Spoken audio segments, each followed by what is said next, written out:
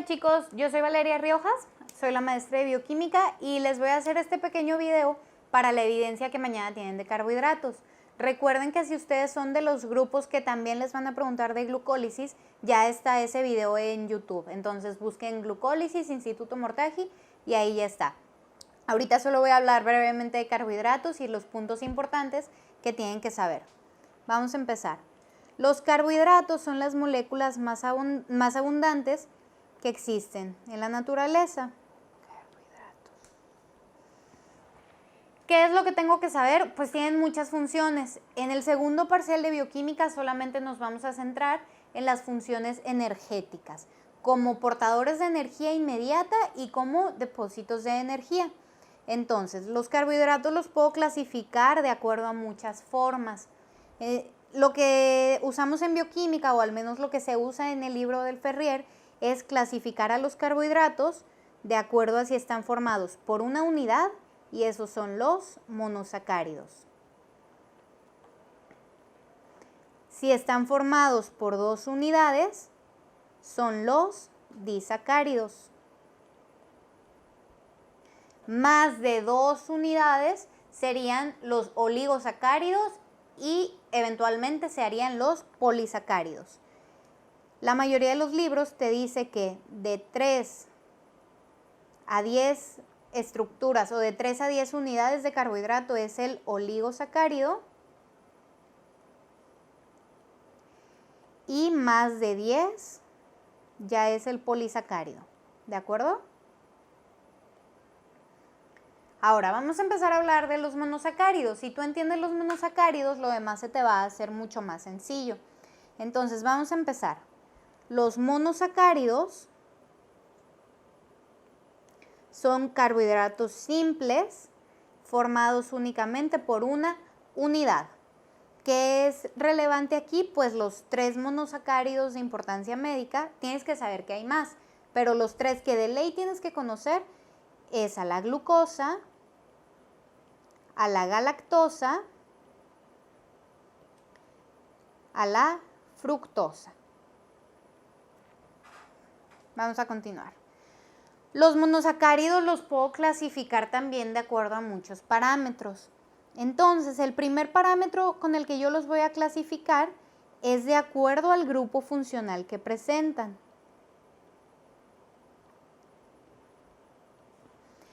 El grupo funcional que presentan pertenece a la familia del grupo carbonilo. Y los 2 componentes de la familia del carbonilo es el grupo aldehído y la cetona. ¿Ok? El aldehído, si tú lo ves, es el CHO, o también lo puedes ver dibujado de esta manera. ¿Ok? Así que les voy a dar un tip para que puedas identificarlo, porque a lo mejor como te lo dibujé así, pues me lo puedes confundir con una acetona. ¿Ok? Entonces, la forma clave para diferenciar entre un aldehído, o una acetona, es verificar si el doble enlace que te están poniendo está en los extremos o está en el centro de la estructura. ¿Ok? Si está en los extremos, te están hablando del grupo aldehído. Si está en el centro de la estructura de carbonos, te están hablando de la acetona. Esta es una forma fácil así de ver una estructura y rápidamente decir si ese carbonilo es un aldehído o una acetona. Y ahora sí, los monosacáridos, esos azúcares que tienen como grupo funcional al aldehído, yo les voy a llamar aldosas. Aquellos monosacáridos que tienen como grupo funcional a la acetona, yo les voy a llamar cetosas. ¿De acuerdo? Y esa es la primera forma de clasificar a los carbohidratos. La segunda sería de acuerdo al número de carbonos que tienen. Si yo los clasifico de acuerdo al número de carbonos, yo tengo que si tienen 3 carbonos, es una triosa. Si tienen 4 carbonos, es una tetrosa. Si tienen 5 carbonos, una pentosa. 6 es una hexosa y esos son los más comunes. Y ahora se pueden dividir, o digo, se pueden combinar. Si yo tengo esto, un azúcar de 6 carbonos y un grupo aldehído, diría que es una aldohexosa. Si yo tengo uno de 3 carbonos y una cetona, es una cetotriosa. Si tengo uno de 7 carbonos y una aldehído, una aldoheptosa. Y así yo los puedo combinar de distintas maneras. Si hasta ahorita no hay dudas, vamos a pasar a la siguiente forma de ver a los monosacáridos, que es hablar de los isómeros. Ahora, hablando de los isómeros son dos estructuras químicas que tienen los mismos componentes pero están acomodados de manera distinta. Les voy a decir por qué es tan importante entender a los isómeros de los carbohidratos. Porque la fórmula química del carbohidrato es la siguiente.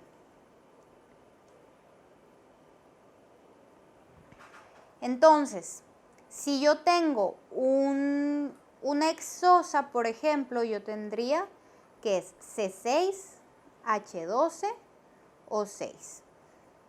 El problema aquí es que pues esos carbonos y esos grupos funcionales los puedo acomodar de muchísimas formas. Una aldohexosa es la glucosa, una aldohexosa es la galactosa, una aldohexosa es la manosa. Entonces aquí entra el problema. Yo ese C6H12O6 lo puedo encontrar acomodado de muchas formas y esos son los isómeros. ¿Ok? Entonces te voy a poner mismos componentes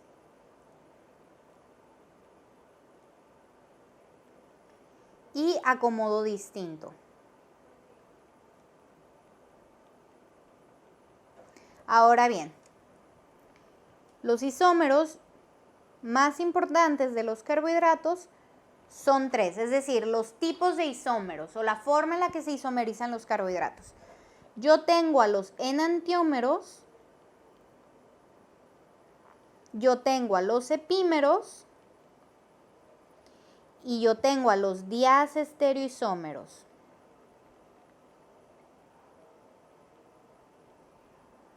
Estos que te anoté aquí es cuando yo estoy viendo a los isómeros en la estructura de Fischer, es decir, la forma lineal de ver a los carbohidratos. Ahorita vamos a hablar de qué pasa cuando ya los ciclo. Los enantiómeros, la definición es que son imágenes en espejo.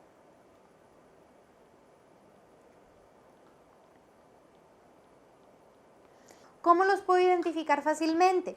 Pues si a mí me ponen que yo tengo una L-glucosa y una D-glucosa, me está diciendo que una glucosa, todos sus grupos funcionales están yendo hacia la izquierda y en la otra, todos sus grupos funcionales están yendo hacia la derecha.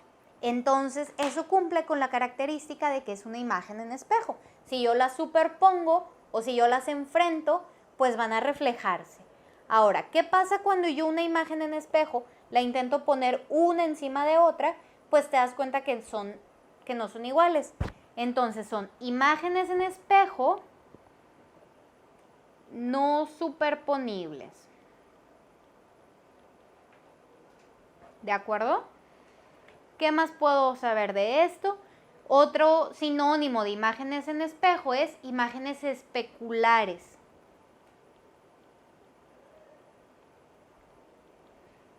Y si a mí me desarrollan la estructura y yo quiero identificar, pues vean, les voy a dibujar aquí una aldopentosa. 5 carbonos, aquí también te voy a poner 5 carbonos. Y te dije aldo, es decir, tiene un grupo aldehído. Quiero que te des cuenta, en este primer ejemplo, todos los grupos funcionales van a estar apuntando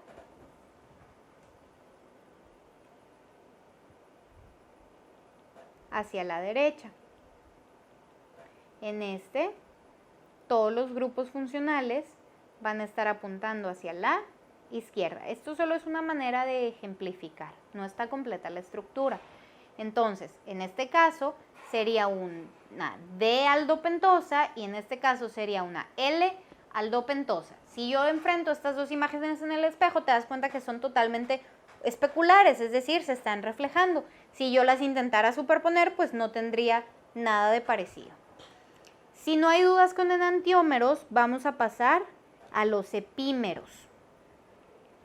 Los epímeros son isómeros en los que la diferencia está únicamente en un solo carbono. Entonces, diferencia en un carbono. Esto quiere decir que si yo tengo esto,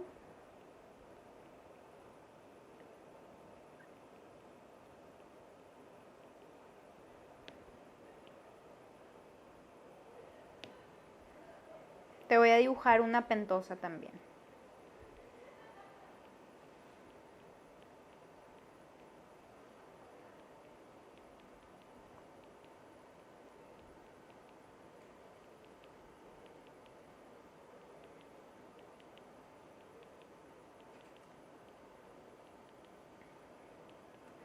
¿Te das cuenta cómo la estructura es muy similar y solamente cambian en un solo carbono?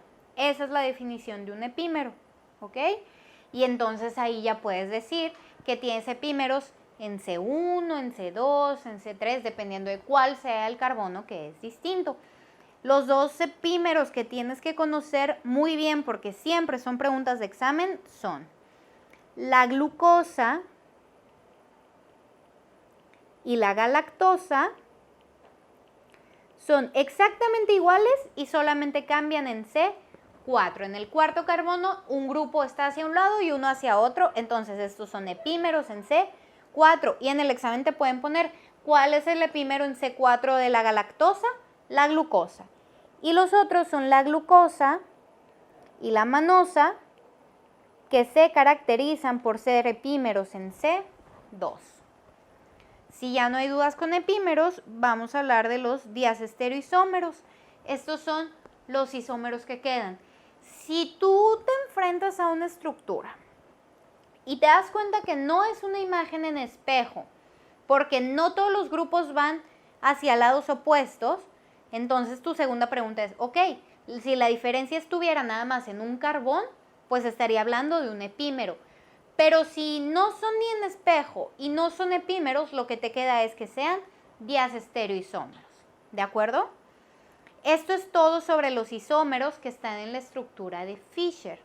Ahora vamos a hablar de qué pasa cuando yo tengo al carbohidrato en la forma ciclada. Es decir, forma ciclada del carbohidrato, estructura de Hayward. De acuerdo a cómo ciclo yo al carbohidrato,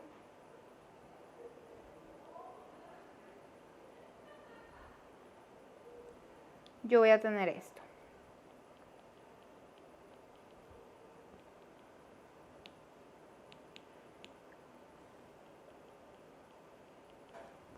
Recuerden que a ustedes en su examen no les van a poner estructuras, entonces es más que entienden el concepto. Imagínate que este era un carbohidrato lineal y el carbohidrato número 1, el que te pongo al principio, tenía sus grupos hacia la derecha. El carbohidrato número 2 tenía su grupo funcional hacia la izquierda. Entonces, a la hora que yo lo ciclo, pues ese que antes estaba a la derecha o a la izquierda, pues ahora me va a aparecer arriba o abajo. ¿De acuerdo con esto? Los carbohidratos que tienen su grupo terminal hacia una dirección, que sería este, y su grupo funcional hacia otra, que sería el hidroxilo, serían de tipo alfa. Ahora vamos a hablar de qué pasa cuando yo ciclo a los carbohidratos. Ya hablé cuando eran en estructura lineal, en estructura de Fischer. Ahora, ¿qué pasa en la estructura ciclada? Que es la forma Hayward. Bueno. Dependiendo de si originalmente mi carbohidrato tenía los grupos hacia la derecha o tenía los grupos hacia la izquierda, pues va a ser el resultado de si me van a quedar para arriba o para abajo, entendiendo que están lineal y ahora los voy a cerrar. Este que te estoy dibujando ahorita le vamos a llamar el grupo terminal, que era el último carbono que tenían. Ahora bien, repitiendo, si yo estaba hacia la izquierda o la derecha, ahora los voy a tener arriba o abajo.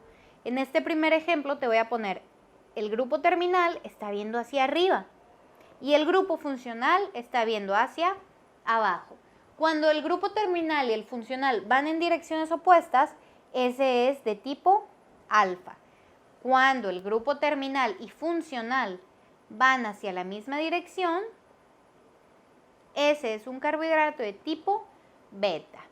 Y estos carbohidratos o estos isómeros cíclicos se conocen con el nombre de anómeros. Entonces, ¿cuál es el isómero que yo voy a obtener cuando yo tengo los carbohidratos ciclados? Los anómeros. Los anómeros alfa son aquellos que tienen el grupo viendo en direcciones opuestas. Los anómeros beta son aquellos que su grupo van hacia la misma dirección, ¿de acuerdo? Y el proceso en el que un alfa se convierte en un beta y viceversa se conoce como la mutarrotación. Si yo convierto un carbohidrato alfa en beta o viceversa, eso se llama mutarrotación, ¿de acuerdo? Ahora, hablando aquí mismo de los carbohidratos ciclados, voy a hablar de los azúcares reductores.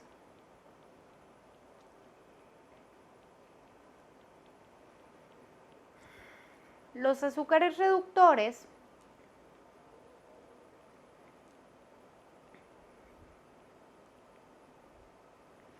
son azúcares que pueden estar ciclados y volver a estar lineales dependiendo de si yo los hago interactuar con algún metal que tenga una capacidad redox, ¿ok? Entonces, si un metal con capacidad redox puede interactuar con el azúcar, ese azúcar está actuando como un azúcar reductor, que es con lo que yo quiero que te quedes. Te puse aquí el ejemplo número 1 y te voy a poner aquí el ejemplo número 2. Si te das cuenta, la diferencia entre el ejemplo número 1 y el ejemplo número 2 es que en el 1 nada más es un monosacárido. En el 2 son dos monosacáridos unidos, es decir, un disacárido. ¿Cuál de los, y te pongo aquí el reductor que se está utilizando, cuál de los dos crees tú que vaya a poder reaccionar? ¿El que se puede abrir o el que no se puede abrir porque está enlazado? Obviamente el que va a reaccionar es este, porque puede romper este enlace que lo está ciclando, abrirse e interactuar y actuar como un azúcar reductor. Entonces, todos los monosacáridos van a actuar como azúcares reductores, porque como no están unidos a otro, pueden abrirse y cerrarse como les dé la gana prácticamente. Entonces, aquí número 1, todos los monosacáridos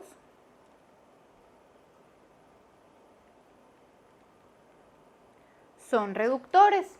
Me voy al ejemplo 2 donde tenía el disacárido, ¿ok? Si te das cuenta, este disacárido, pues a lo mejor su primer monosacárido estará unido, pero el segundo me queda libre. Entonces, prácticamente todos los disacáridos que están acomodados de esta manera actúan como reductores. Te voy a anotar aquí, todos los disacáridos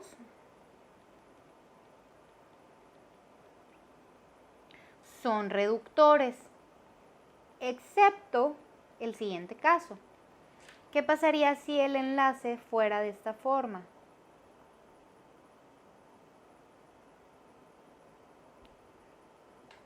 ¿Te das cuenta cómo aquí el enlace está obstruyendo ambos puntos de unión? Entonces, cuando este enlace está obstruyendo ambos, pues no puede ser reductor. Y este es el caso de la sacarosa.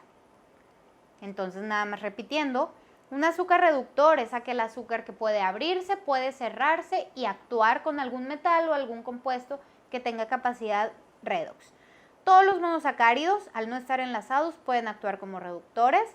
Todos los disacáridos pueden actuar como reductores gracias a que su segundo monosacárido no está enlazado, excepto la sacarosa, porque tanto el primero como el segundo van a estar enlazados, ¿ok? Nada más, haciendo un poco más profundo este concepto, esto que te marqué aquí como el punto de unión donde se puede abrir o no, se conoce como el carbono o el grupo anomérico, es decir, el carbono anomérico. Cuando el carbono anomérico no está enlazado, el azúcar es reductor. Cuando el carbono anomérico es está formando parte de un enlace, pues entonces ese azúcar no puede actuar en reacciones de tipo redox. Si no hay dudas, vamos a hablar ahora de los disacáridos. Vamos a hablar un poco de los disacáridos. Los 3 disacáridos de importancia médica son la lactosa,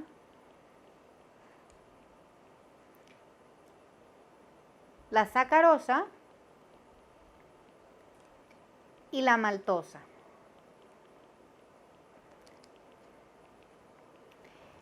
La lactosa todos están formados por glucosa, entonces vamos haciendo esto un poco más sencillo.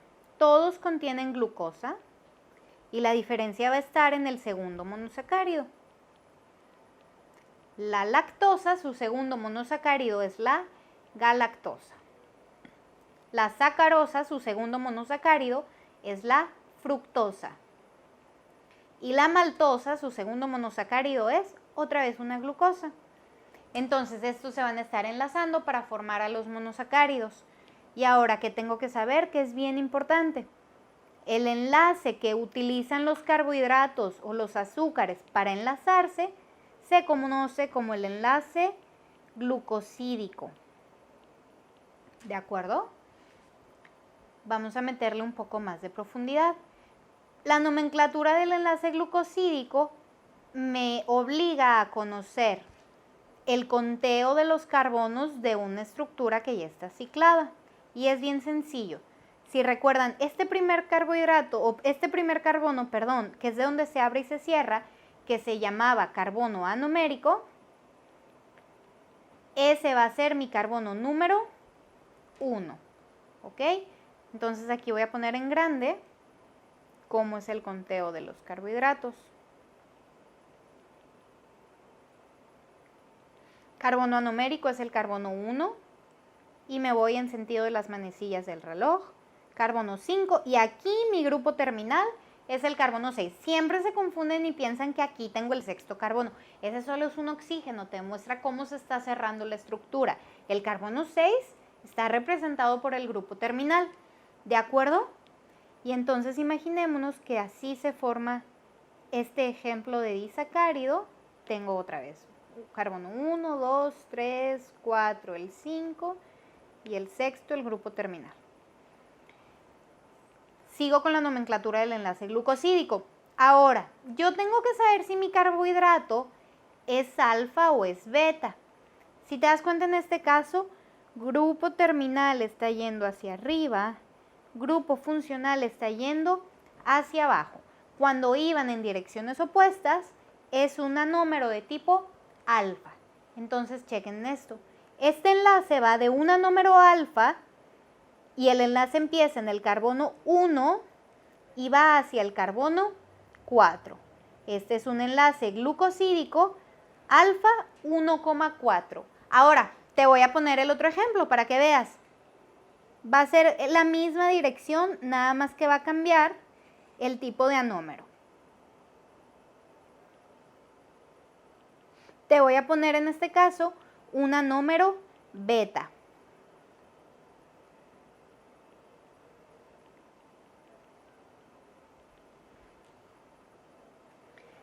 Te das cuenta que grupo terminal y funcional están yendo ahora hacia la misma dirección. Eso significa que es un anómero beta y el enlace sigue yendo el carbono 1 del primer monosacárido hacia el carbono 4 del segundo. Este es el ejemplo del enlace glucosídico de la lactosa. Me tengo que saber todos los enlaces glucosídicos y toda la dirección de todos los disacáridos, perdón. La respuesta es no, pero sí valdría la pena que conocieras el de la lactosa, que es el más representativo de estos. Ahora, si queda clara la nomenclatura del enlace glucosídico, ¿qué es? Primer monosacárido, ¿qué tipo de anómero es? ¿Alfa o beta? Luego, el enlace va de qué número de carbono a qué número de carbono. Primer monosacárido, segundo monosacárido. Vamos a hablar un poquito más. Este enlace glucosídico tiene una particularidad. No solamente une las unidades de monosacáridos entre ellos, es decir, no solo está dentro de los carbohidratos, sino que también puede unir al carbohidrato con otras estructuras. Entonces, cuando el enlace glucosídico está uniendo un carbohidrato o un azúcar a otro azúcar, como el caso de los disacáridos, oligosacáridos, polisacáridos, o lo está uniendo a un lípido, ese enlace es de tipo O-glucosídico. Cuando el carbohidrato está unido por medio de un enlace glucosídico a una proteína o a un aminoácido, que si recordamos ambos tienen grupo amino, entonces ese es un enlace de tipo N-glucosídico. Las enzimas que forman el enlace glucosídico se llaman glucosil transferasas. Las enzimas que destruyen o degradan el enlace glucosídico se llaman glucosidasas. ¿De acuerdo? Vamos a seguir. Ok, rápidamente nada más. Hemos estado hablando de puras estructuras de carbohidratos. Primero los carbohidratos, que dependiendo del número de unidades de azúcar, van a ser monosacáridos cuando es 1, disacáridos cuando es 2, oligosacáridos de 3 a 10 y más de 10 polisacáridos. Vimos la forma de dividir a los monosacáridos, cómo puedo mezclar el nombre de aldosa, cetosa y el número de carbonos. Y luego vimos cómo se pueden acomodar en forma de isómeros. Quiero recalcar esto: glucosa y galactosa, isómeros en C4, glucosa y manosa, isómeros en C2. Seguimos con azúcares reductores, que eran aquellos azúcares que al no estar unidos por el carbono anomérico podían volver a interactuar. Todos los monosacáridos son reductores. Todos los disacáridos son reductores, excepto el caso de la sacarosa, que ambos carbonos anoméricos están unidos por un enlace. De hecho, este tipo de enlace se llama dicarbonílico porque incluye ambos carbonos anoméricos. Y como dato importante para el laboratorio de bioquímica, los azúcares reductores se pueden evidenciar en orina por el reactivo de Benedict. Seguimos. El enlace que une a los carbohidratos se llama enlace glucosídico y este enlace glucosídico puede formar a los disacáridos, los 3 de importancia médica, lactosa, sacarosa y maltosa. Tienen que saber por qué monosacáridos están formados. Brevemente vamos a explicar de qué se trata este segundo parcial. Este segundo parcial tiene como objetivo entender para qué consumo yo el carbohidrato. Tú ya más o menos tienes la idea de que tú consumes el alimento y consumes los carbohidratos para obtener energía. Entonces, quiero que se queden con esto. Aquí tengo una persona, tengo su tubo digestivo.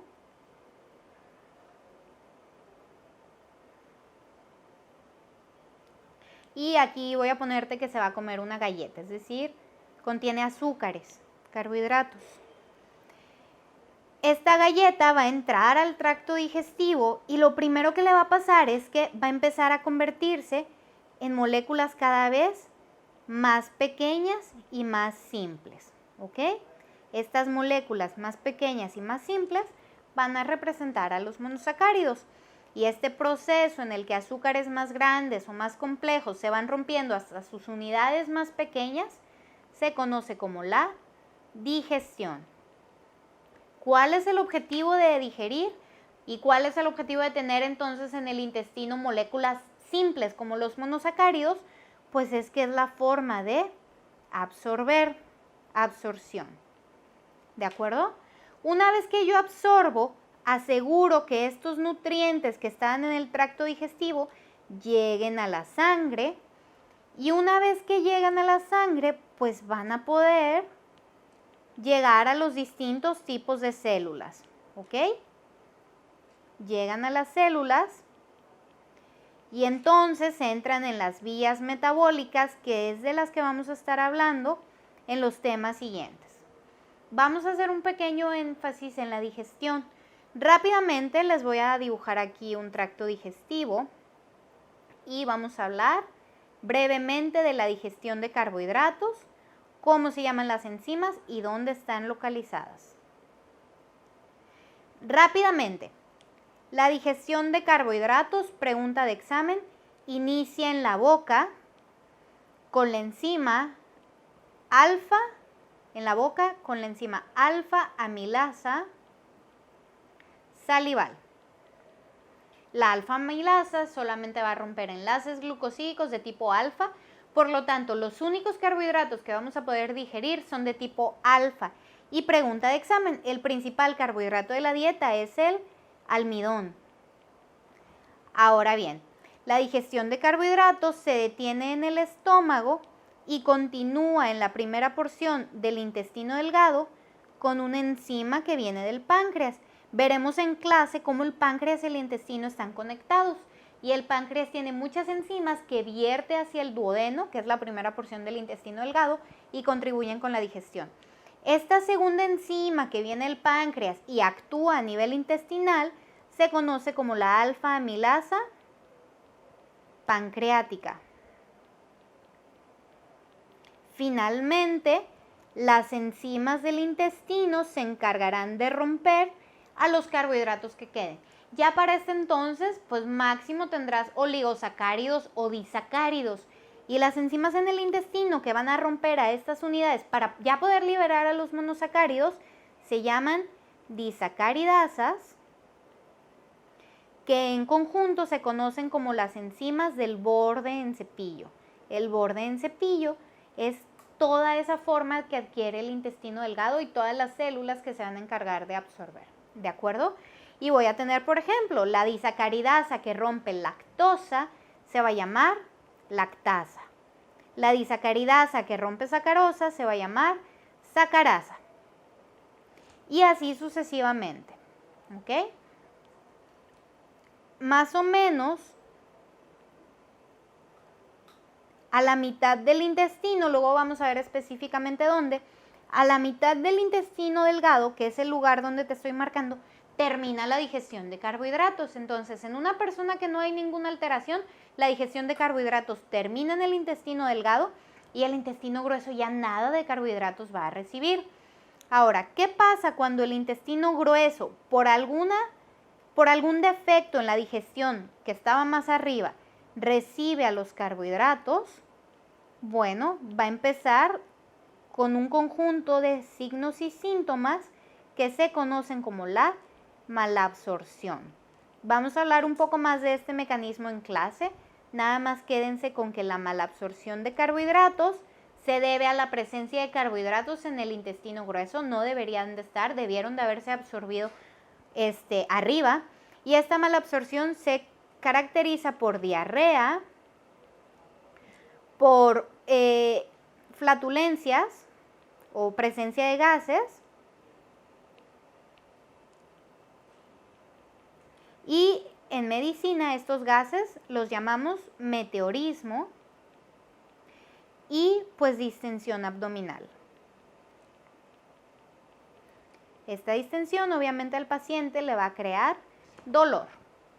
En clase veremos más a detalle cómo actúa cada enzima, pero a grandes rasgos pues deberías de conocer dónde está la enzima localizada, en boca, en páncreas, en intestino y cuál es el orden. Es decir, la alfa amilasa salival va a romper carbohidratos más complejos que la pancreática y la pancreática más complejos que las disacaridasas. Ya vimos digestión, vamos a hablar rápidamente de la absorción, tocando nada más los puntos importantes que deberían de conocer para su evidencia mañana. Si recuerdan, les dije que la absorción consistía en llevar a los monosacáridos del intestino hacia la circulación. Aquí te estoy dibujando la célula intestinal, que si recuerdan se llamaba borde en cepillo porque asemeja esta parte de arriba a un cepillo. Esta célula intestinal va a tener transportadores para poder absorber al carbohidrato. Entonces, los monosacáridos de importancia eran la glucosa, la galactosa y la fructosa.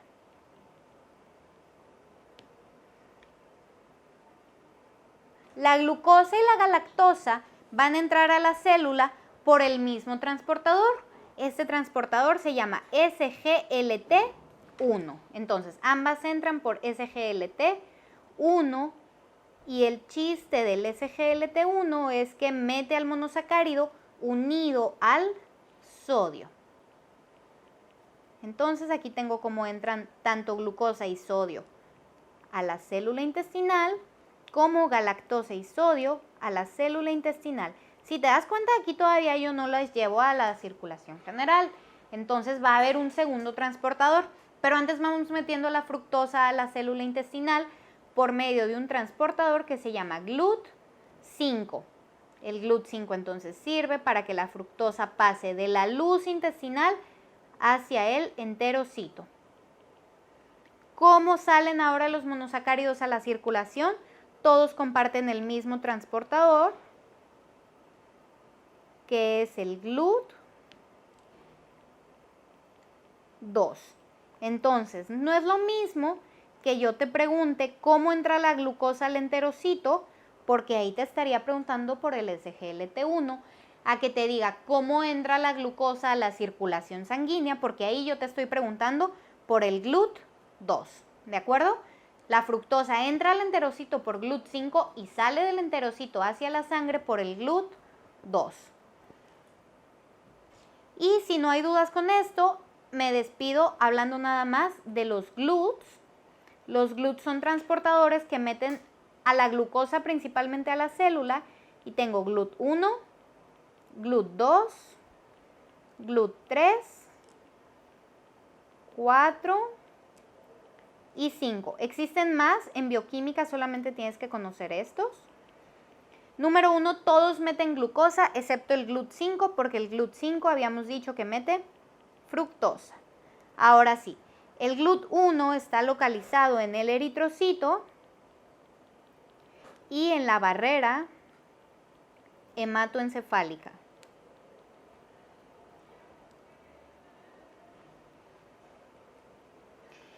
El GLUT2 está localizado en el páncreas, específicamente las células beta del páncreas productoras de insulina, en el hígado. Y ya lo vimos en el intestino delgado, encargado de la absorción de monosacáridos. El GLUT3 está en las neuronas y el GLUT4 está en músculo y tejido adiposo. En clase vamos a explicar más a fondo de los GLUTs y en clase vamos a entender el mecanismo o cómo es que el GLUT se pone en la membrana para que la glucosa entre. Nada más quiero que por el momento se aprendan el número del GLUT, el órgano en el que están y esto. El GLUT2 se conoce como un GLUT independiente de insulina. En cambio, el GLUT4 se conoce como el GLUT dependiente de insulina. Una vez que la glucosa entra a las células, pues empiezan todas las vías metabólicas. La primera es la glucólisis. Les repito, ya hay un video de glucólisis en YouTube. Y espero que esto les sirva para que les vaya bien en su evidencia de mañana. Recuerden que pues necesitan venir a la clase para que podamos ver estos temas con mucho más detalle. Eso es todo. Gracias.